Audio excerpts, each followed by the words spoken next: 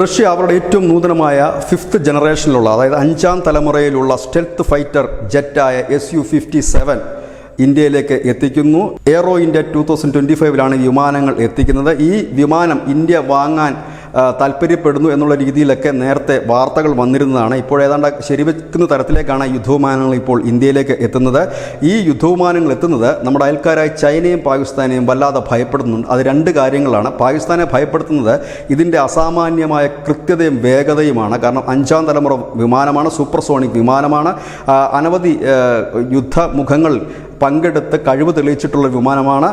അതുകൊണ്ട് തന്നെ പാകിസ്ഥാൻ ഒരു ആക്രമണത്തെ ഭയക്കുമ്പോൾ ചൈന ആക്രമണത്തെ മാത്രമല്ല, ഈ വിമാനത്തിൻ്റെ സാങ്കേതിക വിദ്യകൾ ഇന്ത്യക്ക് കൈമാറുകയും ഇന്ത്യയിൽ തന്നെ മേക്ക് ഇൻ ഇന്ത്യ പദ്ധതി പ്രകാരം ഈ വിമാനം നിർമ്മിക്കുകയും ചെയ്താൽ ഈ വിമാനത്തിൻ്റെ വിൽപ്പനയിലും ഒപ്പം തന്നെ തൊഴിൽ മേഖലയിലുമൊക്കെ ഇന്ത്യ വളരെ വേഗം മുന്നേറും എന്നുള്ളതാണ് ചൈന ആശങ്കപ്പെടുത്തുന്ന മറ്റൊരു കാര്യം. ഈ വിമാനത്തിന് മണിക്കൂറിൽ 2600 കിലോമീറ്റർ വേഗതയും 12 ഹാർഡ് പോയിന്റുകളും ഉള്ളതാണ്. ദീർഘദൂര എയർ ടു എയർ മിസൈലുകൾ ഇതിൽ ഘടിപ്പിക്കാൻ കഴിയും. ഒപ്പം തന്നെ ഗൈഡഡ് ഏരിയൽ ബോംബുകളും വളരെ കൃത്യതയോടുകൂടി തന്നെ വിക്ഷേപിക്കാൻ കഴിയുന്ന മറ്റ് ആയുധങ്ങളുമൊക്കെ ഈ വിമാനത്തിൽ ഘടിപ്പിക്കാൻ കഴിയും. ഇത് ഉക്രൈനിൽ റഷ്യ പലവട്ടം ഉപയോഗിച്ച് ഇതിൻ്റെ കഴിവ് തെളിയിച്ചിട്ടുള്ളതുമാണ്. ഏതായാലും 66,000 അടി ഉയർന്ന് പറന്ന് പൊങ്ങുന്ന ഈ യുദ്ധവിമാനം ഏതായാലും ബീജിങ്ങിനും കറാച്ചിക്കുമൊക്കെ ഒരു ഭീഷണിയായി തന്നെ മാറും. ഏതായാലും ആ യുദ്ധവിമാനത്തിൻ്റെ ദൃശ്യങ്ങൾ പ്രേക്ഷകർക്ക് കാണാം.